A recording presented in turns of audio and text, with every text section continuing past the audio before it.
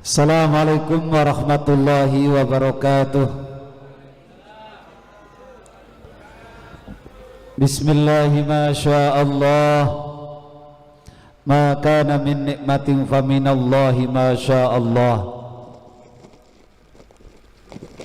Bismillahi ma sya'allah, la yasuqul khaira illallahu ma sya'allah. Bismillahi ma sya'allah, la yasrifu su'a illallahu ma sya'allah. Bismillahi ma sya'allah, la hawla wa la quwwata illa billahi ma sya'allah. Alhamdulillahilladzi qad waffaqa lil ilmi khairi khalqihi walid tuqa. Ayo masih pada hafal ora gue? Ayo masih pada hafal Pak, lanjutin. Hatta nakhat qulubuhum linakhwihi famin azimi sya'nihi lam takhwihi fa usribat makna dhamir sani fa uribat bil khani bil alkhani. Allahumma shalli wa sallim wa barik ala sayyidina Muhammad wa ala ali sayyidina Muhammad. Rabbi shrah li sadri wa yassir li amri wahlul 'uqdatam min lisani yafqahu qawli. Amma ba'du. Ashabal fadilah al-mukarramun, para kiai wabil khusus syekhina wa murabbi ruhina panjenenganipun Kiai Haji Abbas Masruhin. Ini saya juga baru tahu panggilan gaulnya Kiai Amar Saiful Amar, ternyata panggilannya Gus Ipung. Beliau ini ketua saya di LDNU, jadi saya datang ini karena manut dengan ketua, takut dipecat dari LDNU. Jadi kalau beliau bukan ketua LDNU, yakin saya nggak bakal datang. Karena selama ini betul saya kalau diundang ngaji malam pasti saya tolak. Cuman karena ini ketua saya, jadi saya sam'an wa ta'atan, takut dipecat ya Pak. Iya, kalau yang mecat Pak Purbaya saya nggak masalah itu. Para kiai, para pengurus pondok pesantren Al-Ma'rufiyah, Pak Lurah atau yang diwakili oleh Ibu Lurah tadi, itu Ibu Lurah ya? Olah Rene. Oh bocah rinya. Para santri putra dan santri putri, saya tidak mengatakan santriwan dan santriwati. Santriwati itu berbahaya. Santriwati itu haram ya. Iya, haram ya santriwati itu. Para mahasiswa semuanya, para alumni Al-Hikmah, coba angkat tangan. Mana alumni Al-Hikmah? Wih, 1, 2, cuman 2 lusin ya. Alhamdulillah, ternyata di sini ada santri Al-Hikmah juga. Ngapunten ingkang kathah, kula mboten badhe ngaos, kula mboten saged ngaos, kula mboten saged napa-napa, saestu kula namung nawaitu silaturahmi mriki sowan kali panjenengan, khususipun kali Kiai Abbas Masruhin, nyuwun barokah donganipun, mugi-mugi sedayane paring sehat istiqomah. Kalau kita lihat tema Hari Santri hari ini, itu sesungguhnya ada pesan wong dadi santri kuwi kudu temenan. Dadi santri itu duduk kreatif. Dadi santri itu untuk istiqomah. Dadi santri itu harus mau berjuang, harus mau berdakwah. Karena mengisi peradaban menuju dunia, ada peradaban baru, itu enggak mungkin nek santrine turu tok kono kira mungkin. Karena itu saya cuma nyarahi aja ini, pura-pura jadi tim pensarah tema Harnas ini, Hari Santri Nasional, mengisi kemerdekaan menuju peradaban baru. Itu santri harus belajar sing temenan. Enggak mungkin kita demo beribu-ribu kali peradaban kita akan terbangun, tidak mungkin. Enggak akan itu. Nek santri ne Alfiah wis kelalen. Makanya tadi sengaja saya pakai mukaddimahnya Amriti. Masih ada nggak yang hafal Amriti? Alhamdulillah ya, Amriti, Alfiah, hafal kabeh itu. Ya. Teman-teman semuanya, saya tidak mau ngaji, saya cuman sedikit kepengen cerita tentang pengalaman mondok saya sampai kuliah saya rampung S3 dengan tanpa membebani orang tua 1 rupiah pun.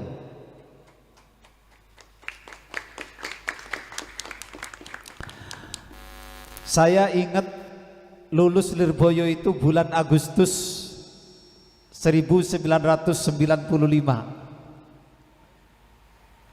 Desember 95, singkat cerita, saya dipanggil oleh Gus Dur harus berangkat ke Irak.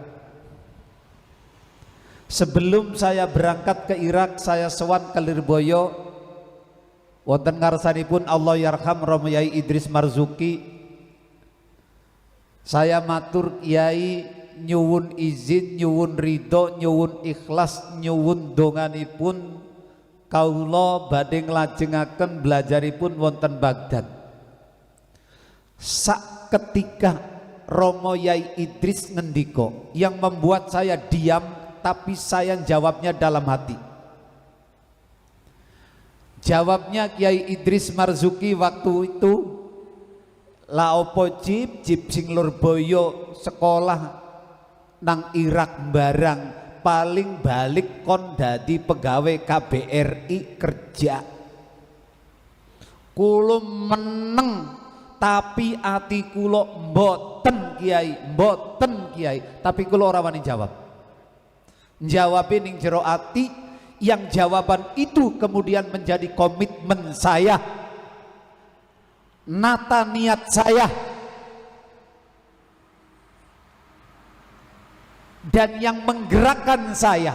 Dan saya berjanji tanpa berkata-kata di depan Kiai, tidak Kiai, saya bersumpah tidak akan menjadi pegawai negeri. Sampai akhir Romo Yai Idris ya tetap ngono. Tapi kulone ndablet karena sudah dipanggil oleh Gus Dur harus berangkat. Akhirnya berangkat. Tapi berangkat ini saya tetap membawa ketakutan yang luar biasa. Nek Kiai ngendikane kados ngoten dalam tanda kutip kan kayak ora ridho. Tapi kulo tafsiri, ya mosok Kiai guru anak santrine pan golek ngelmu masa ora ridho.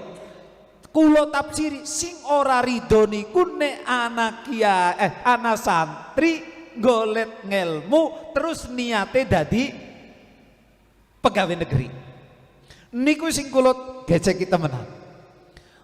Ora mungkin Kiai ora ridho nek anak santrine lanjut golek ilmu. Wong dalile jelas kelah utlubul ilma walau bisin. Wis dalile kowe wis. Itu kan manane apa? Ayo cari ilmu, semangat cari ilmu. Tapi tata niatmu. Lah ini Bapak, saudara-saudara, saya ngaji karo alumni Alikma kae. Soalnya alumni Alikma teng mriki pecine wis pada ilang Kiai.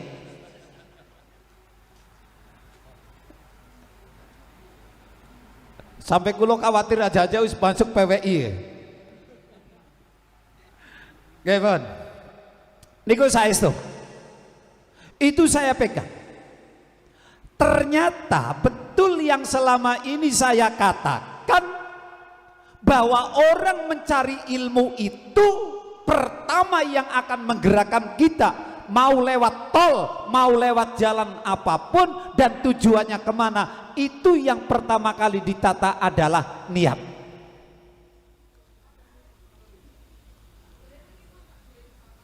Nggak percaya? Buktikan. Dan itu proses tatanan dan kekuatan niat yang menggerakkan saya itu betul-betul terbukti. Apalagi nyuwun sewu, saya itu waktu pulang Lirboyo khatamannya bulan Agustus. Pulang akhir Agustus, nyuwun sewu, saya sama abah saya dan ibu saya sudah didaftarkan langsung suruh ke Mesir, yang waktu itu masih terjun bebas. Tapi saya nolak. Nih awal mula saya lari ke Baghdad nih. Saya bilang sama abah saya, "Bah, saya mau kuliah ke luar negeri di negara yang negara itu masih sedikit mahasiswa Indonesia." Apa jawab saya? Alasannya, "Kenapa Cip nggak mau ke Mesir?" "Saya takut kalau ke Mesir nanti saya nggak bisa bahasa Arab."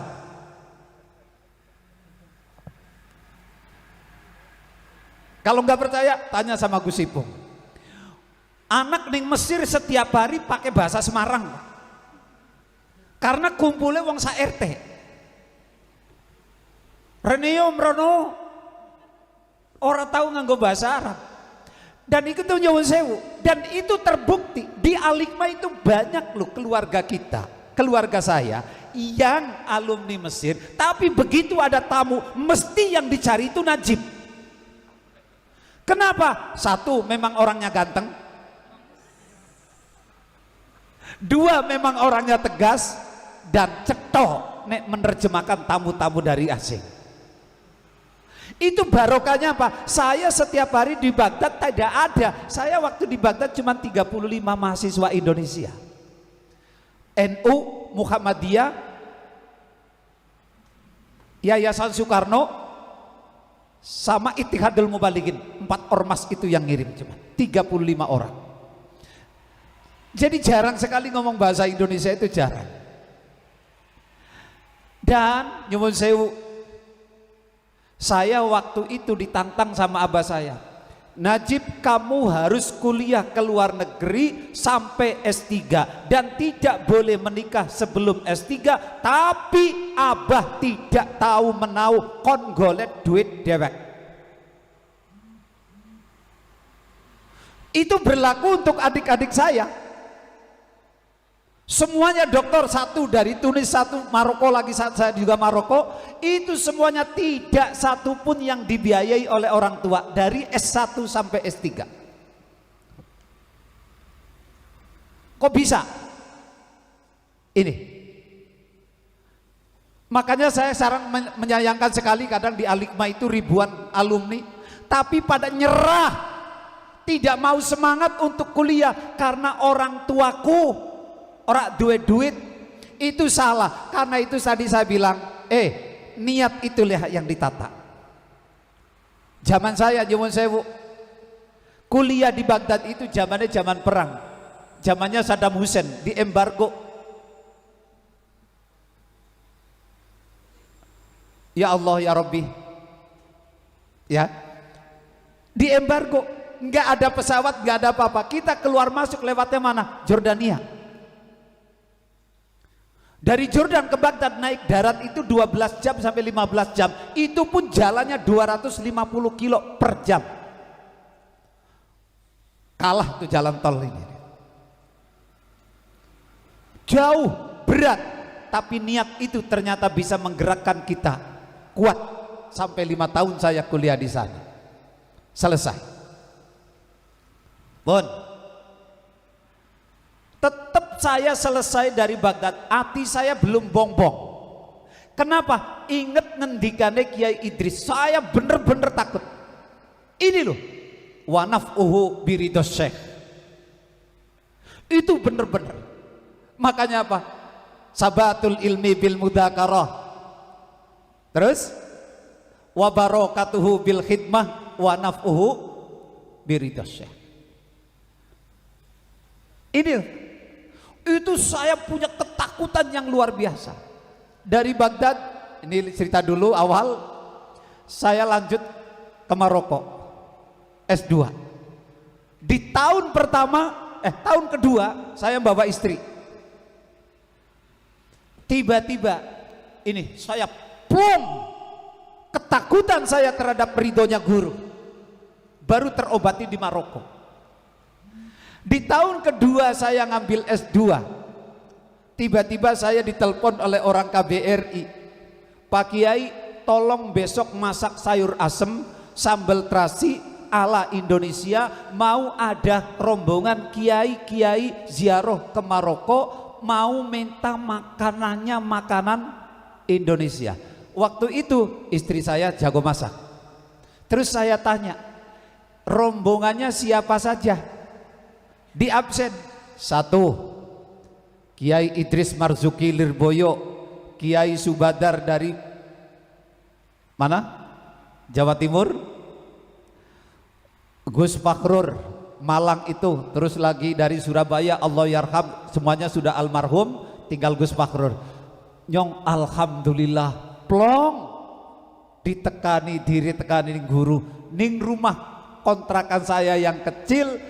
Lalu saya waktu itu istri saya sudah hamil, terus ditakoni disambut ditakoni karo Kiai Idris, Jib kon betah nang kene. Alhamdulillah Kiai, itu plong saya waras itu. Ketakutan saya yang selama ini wabarakatuhu biridos syekh itu alhamdulillah diobati, saya jadi plong dan lanjut sampai S3. Saudara-saudara sekalian yang saya hormati, terutama para santri, begini, itu sedikit cerita saya.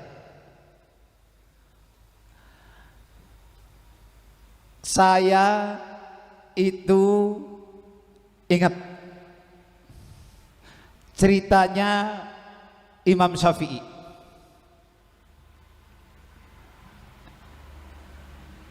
Nyong orang ngaji karo Gus Ipung, nyong orang ngaji karo Kiai Abbas, tapi ngajine karo kae.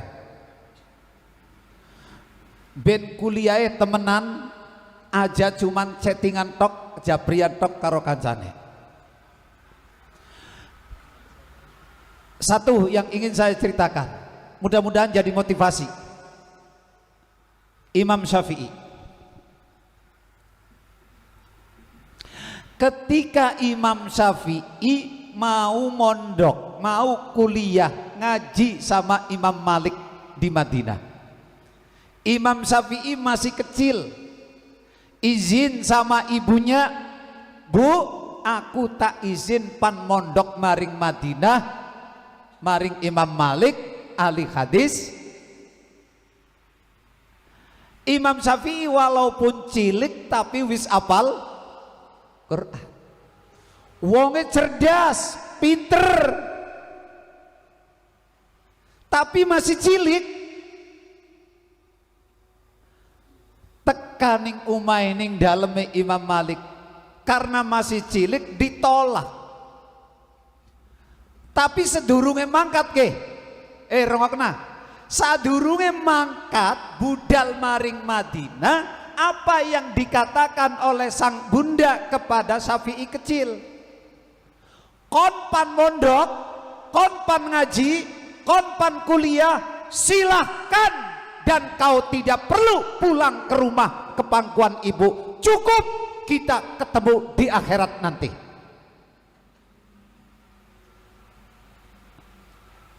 Awas. Nah, kamu mau kuliah, kau mau ngaji, kau mau mondok, silakan nak. Dan kau mondok tidak perlu pulang ke rumah, kita cukup ketemu di akhirat. Kira-kira ne wong Tegal mane ngomong kayak gue, ne wong Semarang mane ngomong kayak gue, anaknya jawab ora? Wah, mata galak. Kira-kira kata ngoten nggih. Tapi Imam Syafi'i mboten. Nggih, Bu, Imam Syafi'i ora paham kowe. Cuma jawabnya nggih. Mangkat. Pertama ditolak, bolak-balik wis cerita ditolak. Sampai akhirnya dites lah, lulus, langsung melu ngaji karo Imam Malik, ngaji. Akhirnya pada satu waktu lajeng Imam Malik ngomong maring Imam Syafi'i, diundang. Syafi'i, ilmune nyong wis enteng, dijokot kabeh ning kok. Kowe rengokna kowe. Sekarang ada belum mahasiswa yang menghabiskan ilmu guru besarnya? Ada belum mahasiswa UIN yang bisa menghabiskan ilmu dosennya? Ada belum santri Al-Ma'rufiyah yang menghabiskan ilmunya Gus Ipung? Nek masih kurang, jokotan ilmunya nyong. Nyong siap nih kene, sing penting dipai bojo. Nek nyonge gelem, gaya. Coba, sampai gurunya mengatakan, saking cerdasnya Syafi'i, saking hebatnya Syafi'i, saking teguhnya Imam Syafi'i, gurunya mengatakan ilmuku sudah habis. Ini santri zaman saiki meke kola Muhammadun ma bojo nyong wisoli ning pondok Al-Ma'rufiyah sing cocok ponakane kiai ini maning. Itu santri zaman sekarang baru ngaji kitab satu rumangsane wis pinter. Mulanya apa? Hati-hati le mondok, aja tanggung-tanggung, nek ngajine tanggung, belajare tanggung, kone dadine kaya wong kowe, hadise duwe siji tok, kullu bid'atin wa kullu dolalatin, walah ngono kowe. Kira-kira santri Ma'rufiyah itu jangan begitu, habisin ilmunya tuh. Nek bisa sak sarung-sarunge kiai ini jokoten kabeh. Sarung enteng, anake kiai ini jokoten kabeh. Dadi mantune. Ngono kuwi, Pak. Mulane sok delengan Lirboyo. Itu mantune kan santrine kabeh lho awal-awal. Mbah Marzuki ya santrine, Mbah Makhrus ya santrine. Ngono kuwi. Aja cengar-cengir update status galau aku. Payah, Bro. Ayo belajar. Itu kalau kita mau ngisi kemerdekaan. Itu kalau kita membangun peradaban baru, belajar kiai-kiai dulu. Belajarnya sing temenan. Akhirnya Bang, Imam Syafi'i dingendikani ilmuku wis habis Syafi'i. Kon saiki mulia.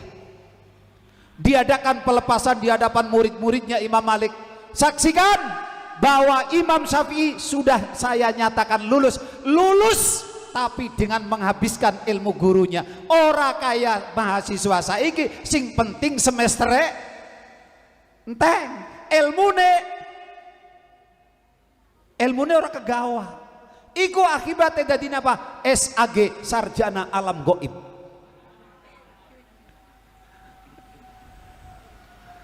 Sing luwih serem maning MAG, master alam goib. Bon. Akhirnya pripun? Terikat.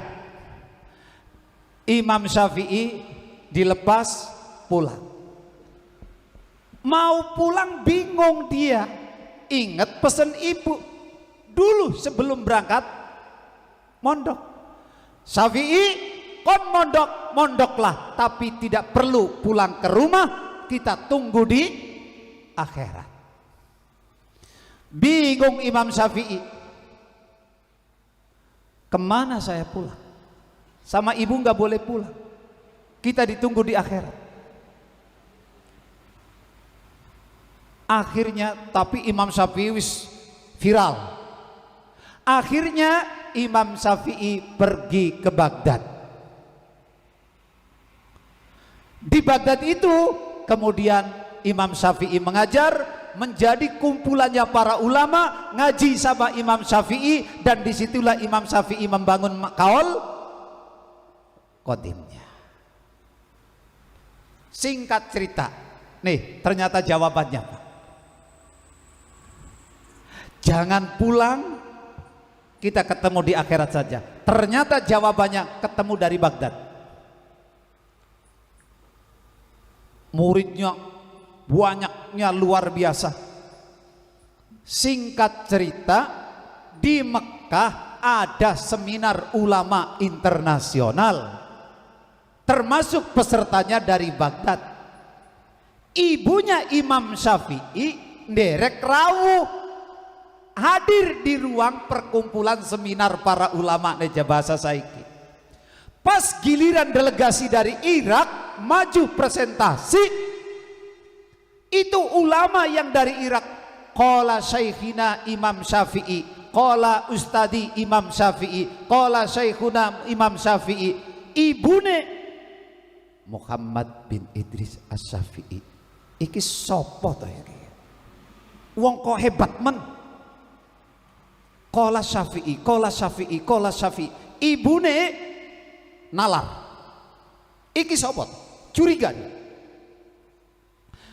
Selesai acara, sang ibu mendekati delegasi dari Irak lalu bertanya, "Ya Syekh, panjenengan tadi presentasi menyampaikan berkata guruku Syafi'i. Mohon maaf, saya ikut numpang tanya. Siapa gurumu itu? Orang mana? Siapa nama lengkapnya?" Dijawab oleh delegasi Irak, "Oh, itu guru besar kami.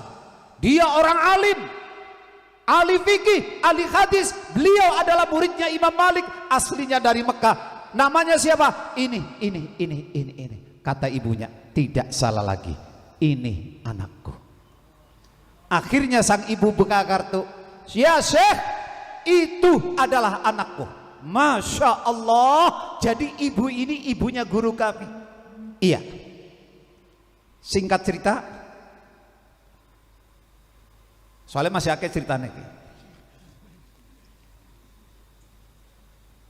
Akhirnya sang delegasi Irak itu lalu bertanya begini, "Ibu, apakah ada pesan untuk putramu?" "Iya, satu saja. Sampaikan kepada putraku, gurumu itu sekarang nak boleh kau pulang."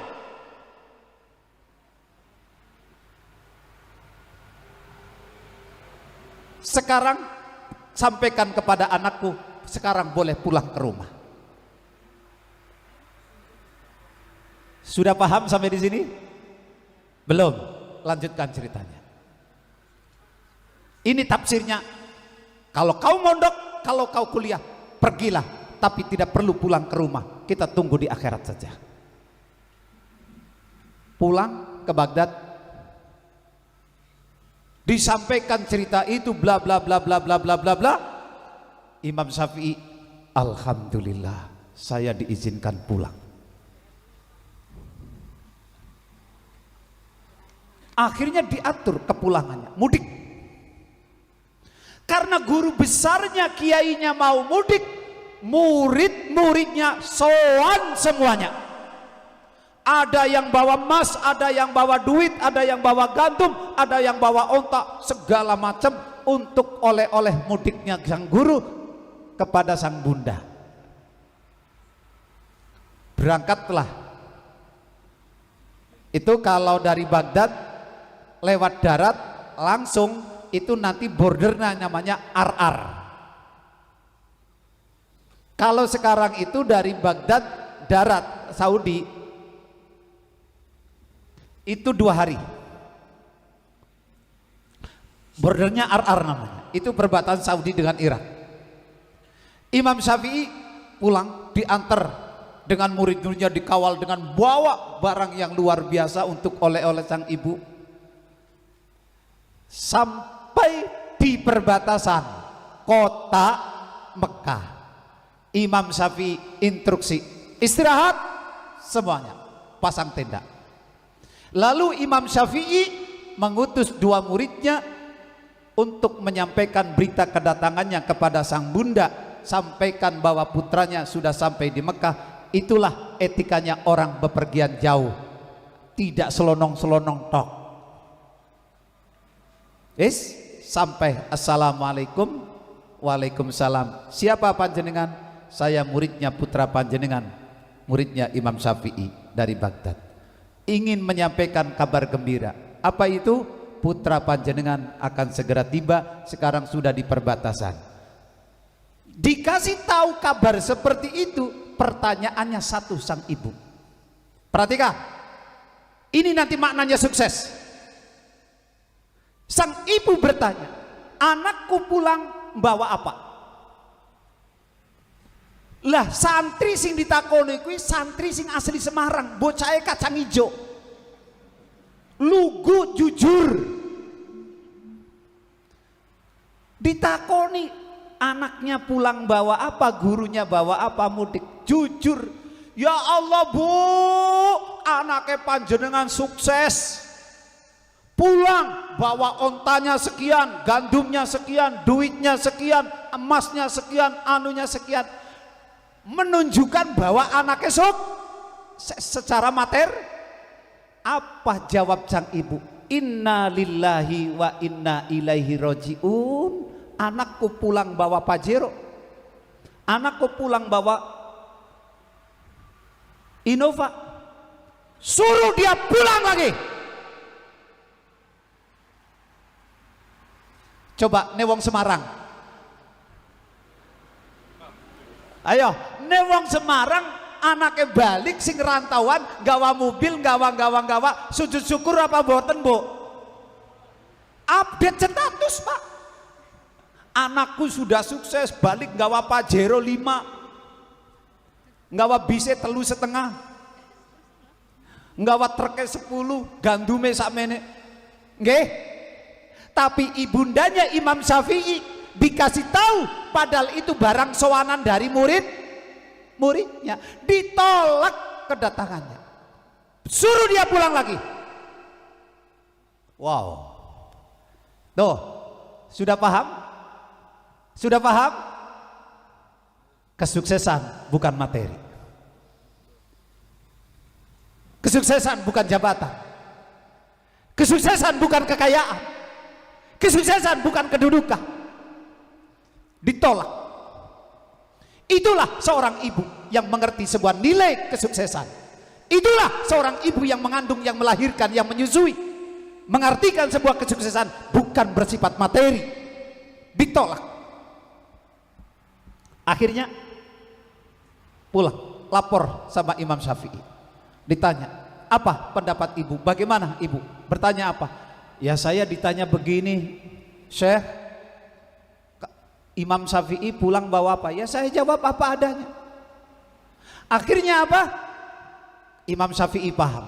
Lalu instruksi Imam Syafi'i, emas, duit, gandum, onta, bagikan semuanya kepada fakir miskin. Habis tanpa sisa kecuali baju yang melekat di badan. Selesai. Kalau tadi santrinya yang dikirim untuk datang ke ibunya itu dari Semarang. Nah, kali kedua setelah barang bawaannya habis dibawa, santri yang dikirim, santri yang aslinya Bumiayu.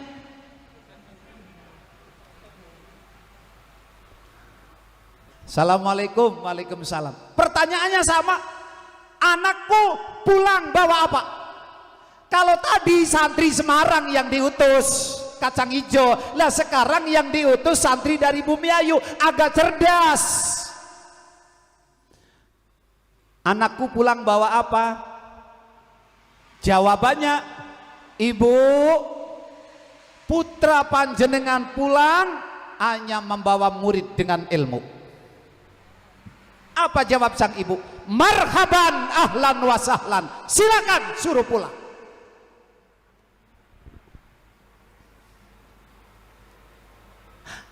Sampai di sini sudah paham? Maknanya itulah dia. La nek koe mondok tapi rak temenan, tapi rak istiqomah, tapi orang mempeng, tapi ngenteng-ngenteng na duit tok karo pulsa, kon balik walaupun gawa selembar kertas ijazah tapi orang duwe ilmu. Jangan mempermalukan ibu yang mengandung dan melahirkanmu dan membesarkanmu. Lebih baik kita tunggu siapa yang surga, siapa yang neraka.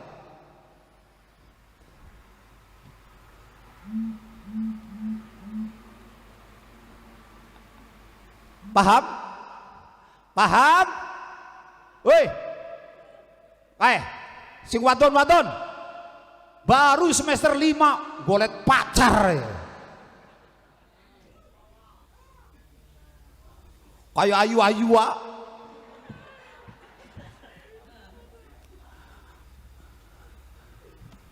Udah paham sampai di sini? Itu ternyata ibunya Imam Syafi'i, nek kowe mondoklah sing temenan, aja gur turu, aja gur nglencer, aja gur dolanan, kon rampung tapi ora duwe ilmu, percuma walaupun kau kerja, kau berjabatan. Tapi yang ibu harapkan adalah, nak, kau belajar, kau ngaji betul-betul karena golet ilmu, orang golet jabatan. Oh, jabatan gampang kok pas saiki. Nyatanya ijazah palsu bisa jadi presiden. Jare wong kae lo ya, tuh jare yang lo ya. Jare wong kae lo. Itu. Bon. Itu satu. Bisa dipahami ya? Itu satu pesan saya. Yang kedua, saya kepengen cerita Imam Al-Ghazali. Masya Allah, kalau dibilang untung-untungan Pak, masih untung kita, kecilnya kita dibanding kecilnya Imam Ghazali.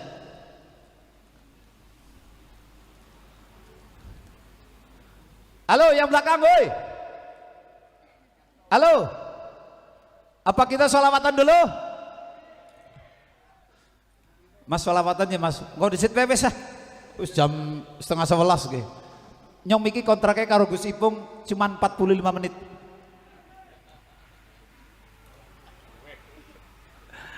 Ban, saya cerita Imam Ghazali Pak. Kalau kita bicara untung-untung nasib kita Pak, semiskin-miskinnya kita masih enak kita dibanding nasib kecilnya Imam Al-Ghazali. Imam Ghazali,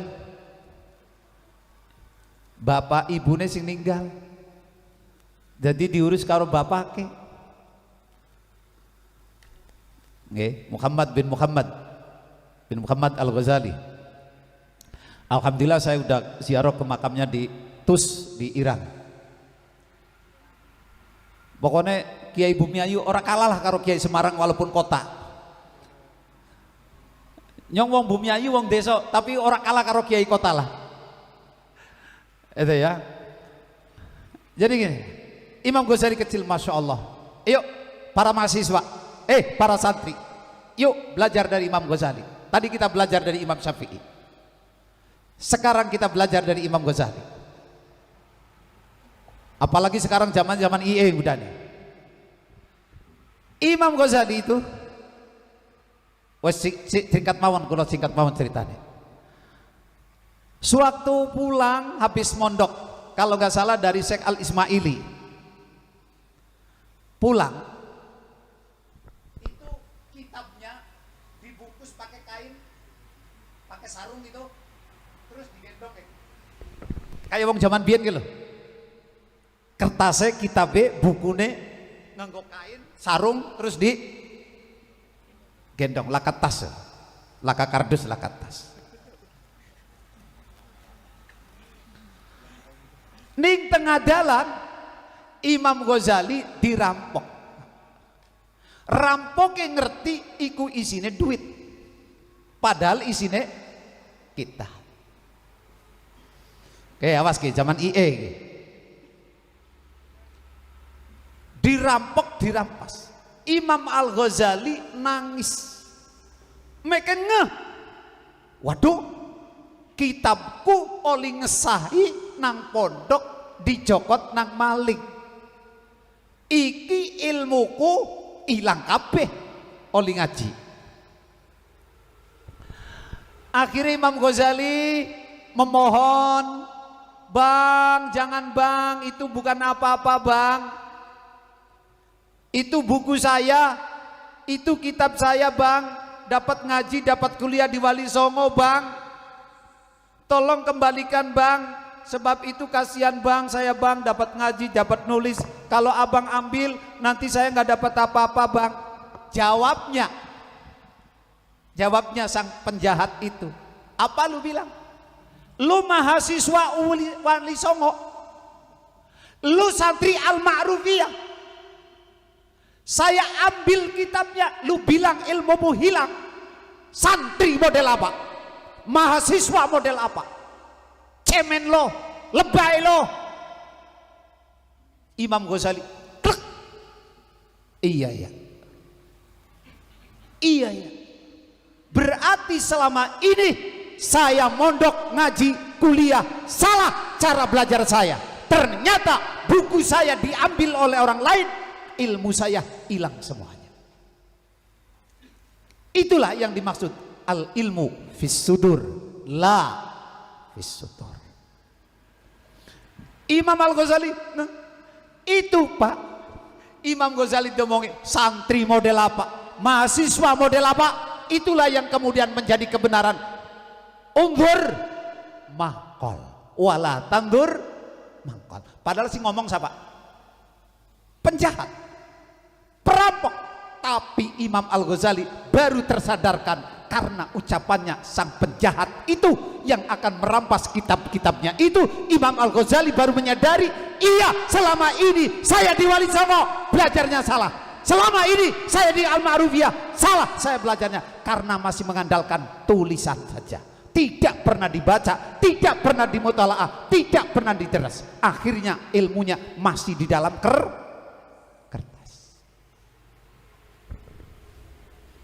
Oke? Dirayu, akhirnya berhasil. Bungkusan buntelan kitab itu dikembalikan kepada Imam Al-Ghazali. Pulanglah Imam Al-Ghazali. Dengerin. Imam Al-Ghazali pulang setelah kejadian itu, masuk di dalam kamar, dikuncinya dari dalam. Berbulan-bulan Imam Ghazali tidak pernah tahu warnanya langit. Untuk apa? Mutola'ah. Nek Uin Wali Songo, nek santri zaman saiki liburan ning omah, ngong. Apaan tuh? Apaan tuh? Motoran, Pak. Wis ning pondok ning kampusnya kurang belajar, ning omah dolanan motor. Makanya kiai saya ingat waktu di Lirboyo itu setahun sekali saya pulang, turun dari ojek minta salaman sama abah saya itu nggak dikasih,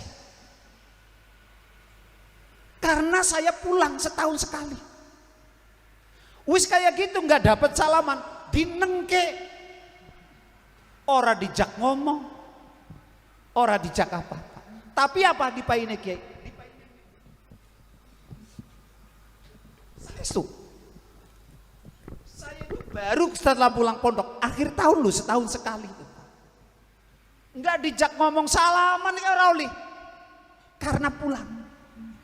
Orang dijak ngomong dinengke,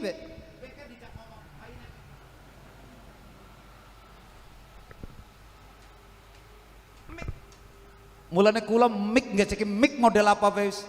Apa maning mik Semarang sih kayak si murahan ala kecil.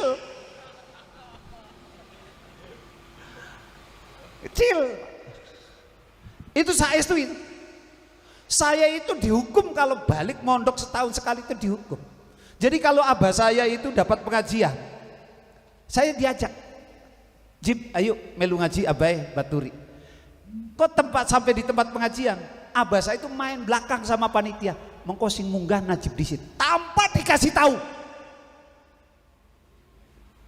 di prank. Mulane kulo syukur alhamdulillah carane abah kulo didik kulo wani mik ngoten niku, dihukum karena setahun sekali pulang.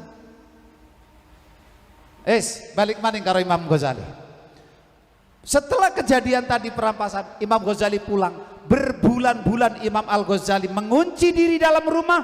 Setelah sekian bulan, lalu Imam Al-Ghazali keluar dan sesumbar.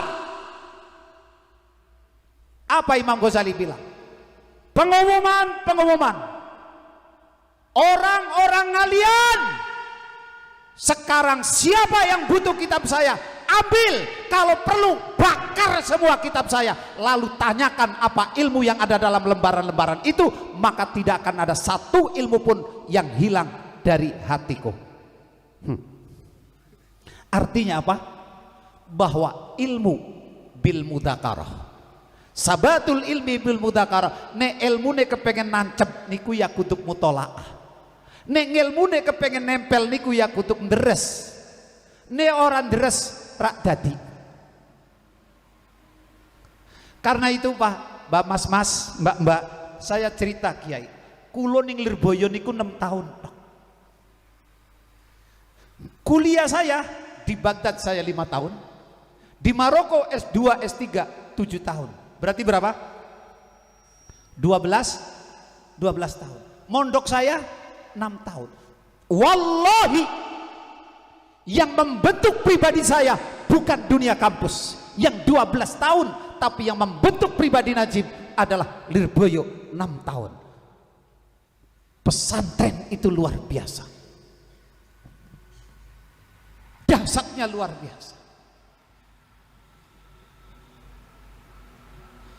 Bagi saya nyuwun sewu, bukan saya menafikan kampus. Saya loh ya, saya 12 tahun saya di dunia kampus tidak membentuk pribadi saya, tidak membentuk pola pikir saya, tapi yang membentuk ternyata adalah dunia pesantren, ngaji. Itulah yang disebut barokah itu. Mulane nek zaman saiki kok ngambung tangane kiai feodalisme, roan, perbudakan. Wong picek ke ngomong. Angel, wong picek di Ibu Cahayu yang ngomongnya ya onta-onta. Orang ngerti wong ayu ngomongnya onta. Onta dikirain I love you full. Kentir Wahabi. Bentar, itu Imam Ghazali. Jadi ternyata apa? Kitab yang selama ini di pondok belum pernah dipelajari, selama ini di kampus jarang dibaca, tapi kemudian begitu pulang baru dimutolaah, dihabiskan, dilahap habis, baru Imam Al-Ghazali pengumuman, sekarang siapa yang butuh kitab saya ambil, kalau perlu bakar semua kitab-kitab saya, lalu tes saya A sampai Z, insya Allah saya bisa menjawabnya, tidak akan satu ilmu pun lewat dari kitab-kitab saya. Itu mutolaah. Halo, halo. Lah model kiye baca buku waktu kuliah tok apa ujian tok? Ayo jujur, bener ora? Sampai munggal dina update status. Ayang, apa kabar?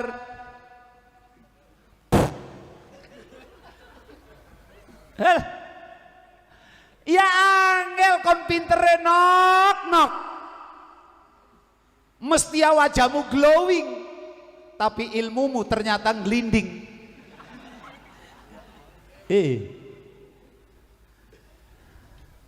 Itu nggak usah lah mikiri pacar dulu, gampang. Makanya Pak nyuwun sewu nih, saya guyonan nih, autokritik lo ya. Saya banyak Pak, ada tuh nyuwun sewu. Saya sebut aja, alumni Al-Hikmah. Itu sekolahnya di UII Jogja.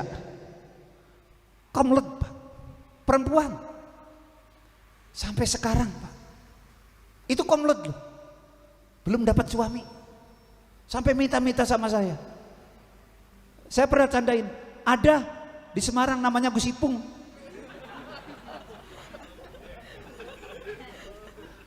Itu padahal komlet.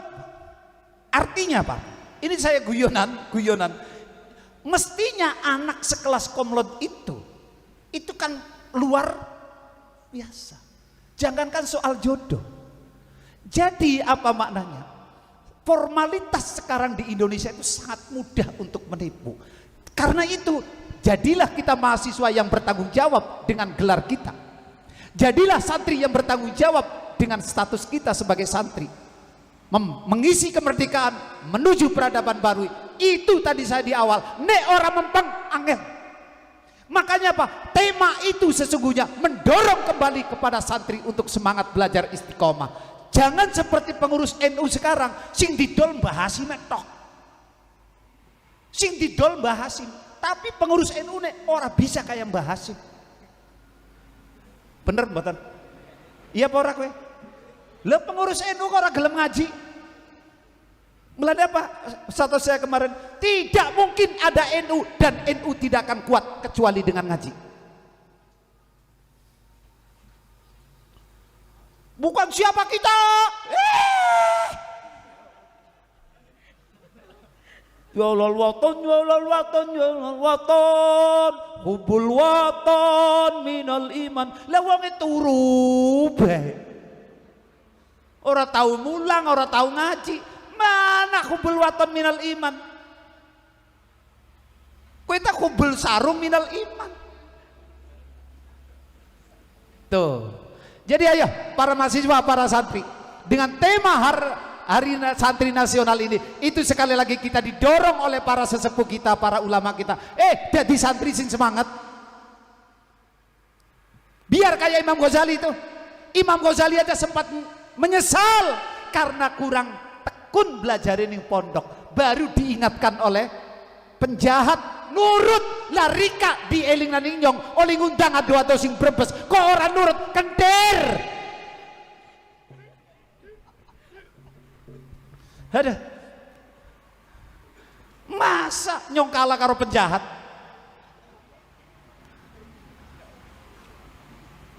Itu mana nih undur makol wala tandur makol. Paham gak? Itu semangatnya Imam Ghazali. Itu dari sisi thariqat ta'allum. Sekarang dari sisi spiritualnya saya cerita Syekh Imam Al-Jazuli, pengarang kitab Dalailul Khairat. Ayo spiritualitas. Karena orang belajar itu juga harus menggabungkan dari sisi ilmiah, logika, dan spiritual. Tanpa spiritual nggak bisa. Nggak bisa. Mulanya apa? Untung. Bapaknya jenengan untung loh, sing mondok loh. Kenapa? Beruntunglah ketika kita menjadi wali santri. Karena tidak semua orang bisa menjadi wali santri walaupun dia wali murid.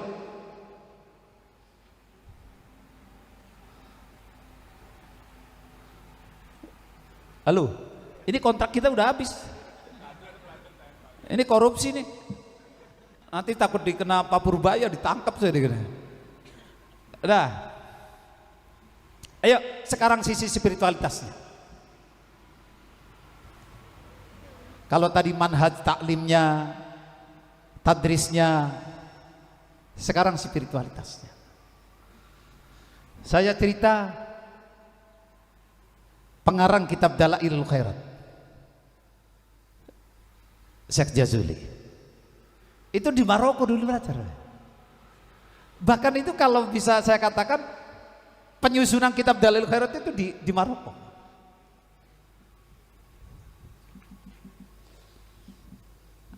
Saya singkat aja gini. Kan ini tadi katanya anak-anak Al-Hikmah kepengen ngajak debat kiainya katanya. Habis acara itu mau debat sama kiainya katanya. Ya saya lawan deh. Saya ladeni.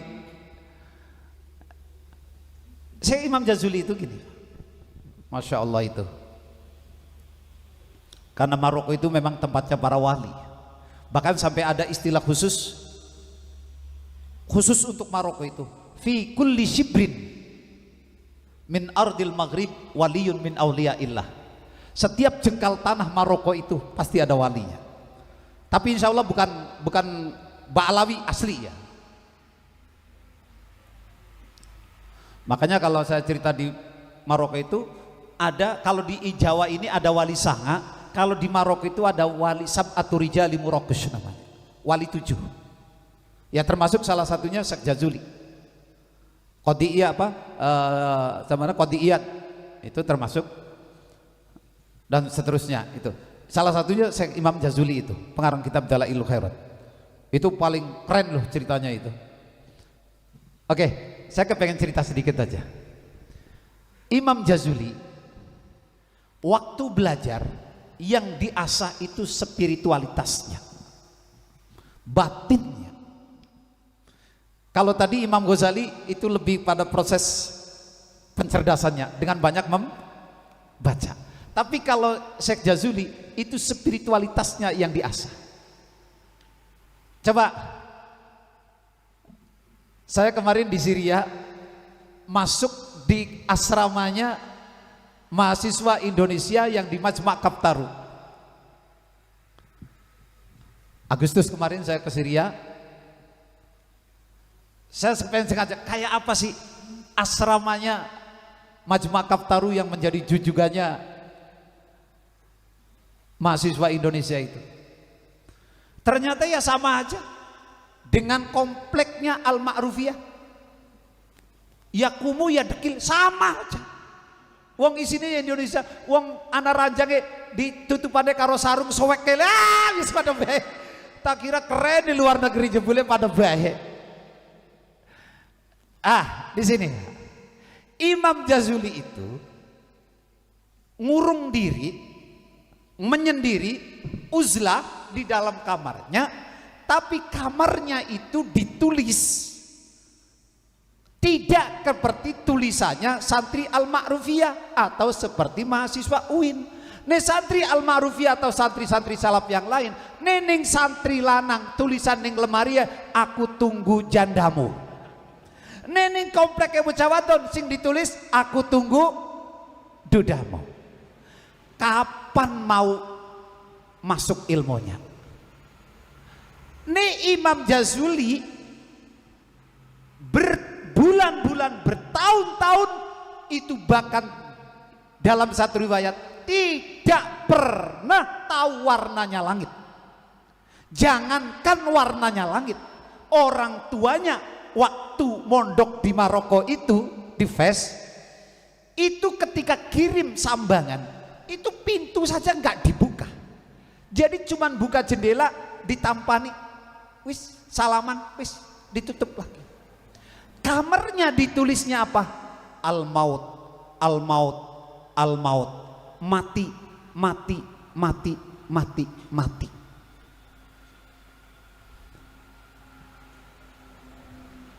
Coba, jadi diasah, kongkon ingat mati. Mulanya Kanjeng Nabi ketika ditanya, manil akil, manil kayis, siapa orang yang cerdas itu ya Rasul? Orang yang cerdas itu wong sing eling karo mati, wong sing eling akhir, itu orang cerdas. Bukan mahasiswa yang IPK-nya 4 sempurna, tapi wong sing bakale selalu ingat mati, iling akhirat. Mulane Imam Jazuli itu kamarnya ditulis mati, mati, mati, mati. Sehingga apa? Nafsu dunia, nafsu popularitas, nafsu semuanya hilang. Yang ditanamkan adalah kekuatan spiritualitas, iman kepada Allah, dekat dengan Allah. Itu yang kemudian sesungguhnya menjadi sumber kemanfaatan ilmu. Karena itu para mahasiswa, para santri perlu kita diasah spiritualitasnya. Minimalnya kalau di pondok-pondok salaf kan biasanya ya tahajud, puasa Senin Kemis, zikir aurat dan seterusnya. Itu bagian daripada itu. Mulane para kiai sudah pasti ngasih wiridan. Tapi nggak tahu nih Gus Ipung mai wiridannya wiridan apa nih? Saya rada curiga nih. Jangan-jangan penglaris nih. Gitu ya. Jadi ini teman-teman mahasiswa semuanya, para santri, yuk kita gabungkan antara kecerdasan spiritualitas dan kecerdasan akal kita dibangun. Imam Ghazali, nih balik lagi sedikit ada yang lewat. Walaupun wong rak duwe bapaknya itu, mulanya kenapa disebut Al-Ghazali? Ada dua riwayat. Ada yang mengatakan Ghazali nisbatan lil Ghazalah, nama desa kelahirannya. Tapi ada yang mengatakan Al-Ghazali itu nisbatan ila kasbi walidi, pekerjaannya Imam, bapaknya Imam Ghazali sing tukang ghazal, tukang sulam.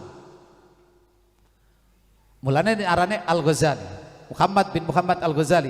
Jadi ini wisa lembar, hasil sulamannya dibawa ke pasar dijual. Hasilnya kanggo makani Imam Al-Ghazali. Nah, di sini lagi nih. Mulane bener. Termasuk membangun kecerdasan spiritualitas itu panganane sing halal. Masya Allah, hati-hatinya bapaknya Imam Ghazali niku mangani Imam Ghazali cilik niku banget steril. Pernah suatu hari Imam Ghazali kecil dibawa sama bapaknya ngadiri kendurian. Berampung kemudian daharan kita nih, daharan biasa kayak wong NU. Ulama-ulama semua, ada Ghazali cilik makan. Tiba-tiba nyuwun sewu, mutah. Sing komentar orang di sebelah, apa ngomongnya? Nek cara wong Semarang, panganan kie rak cocok, rak pantes dipangan karo Ghazali cilik. Ini mesti ada yang tidak steril, muntah. Lah sementara kita mangan apapun enak. Ya bagaimana mungkin ilmu itu bisa tumbuh berkembang? Ini termasuk bagian daripada ilmu itu manfaat, ilmu itu barokah, panganane sing halal. Mulane nyuwun sewu, nyuwun sewu, nyuwun sewu, nyuwun sewu. Kula niku waktu teng Lirboyo niku sak kelas kali putranipun Allah yarham Kiai Mustahdiwino. Niku kali abah kula plek. Ning sijine wong niku kula diceritani kali abah kula. Niki saking wiraine Kiai Mustahdi, Masya Allah. Kiai Mustahdi pas pagi kali abah kula neng ngundang abah kula niku Kang Afandi. Wong Cirebon ngundangnya Kang biasanya. Kula niku lagi kepikiran Kang Afandi. Kepikiran nopo Kiai? Kirimane bocah ning pondok iki lho. Lah pripun si Kiai? Ngeten Kang Afandi. Kula niku tiang estri niku saben dinten niku nek kula paringi arta kanggo jatah masak. Iku nek ana luwian diwadahi kotak. Nah. Oli gedang nebang pedang apa gedang celengi. Engko ning akhir bulan dibuka dikirimaken kanggo anak ning pondok ning Lirboyo sak kelas kali kula. Lah terus pripun masalah Kiai? Kang Afandi sing dadi masalahe kula iku duit oli keringet asli. Afdolul kasbi ya Rasulullah ayul kasbi amalur rajul biyadi. Iku sing keringet temenan lho Kang Afandi. Loh, duit wis diitung kok cocok cukup kanggo ngirimi tiwase digawa ning kantor pos. Lah duit sing diterima ning bocah kan dudu duwite mbokek. Tapi duwite wong cuman jumlahe sing pada. Berarti kula niku makani anak ning pondok dudu hasil keringet. Sakmonone. Lah zaman saiki kabeh ning pondok wis ngenggone ATM. Ya pantes cukule kayak ki. Iki produk ATM.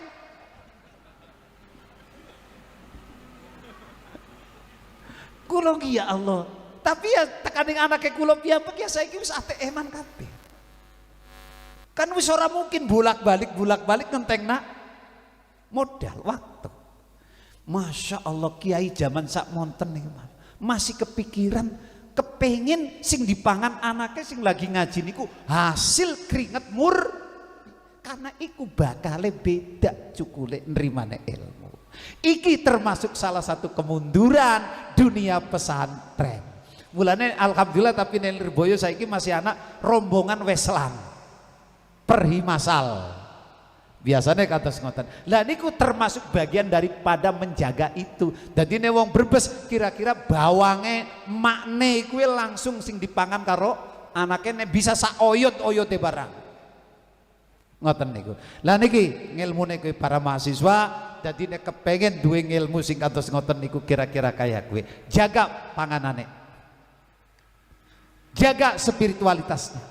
Jaga kecerdasannya. maka insya Allah mengisi kemerdekaan, membangun peradaban baru akan terwujud dengan pola Al-Ghazali, pola Asy-Syafi'i dan pola Imam Jazuli itu. Makatan mugi-mugi wonten manfaate kirang langkunge nyuwun agungipun pangapunten. Billahi taufik walhidayah. Wassalamualaikum warahmatullahi wabarakatuh.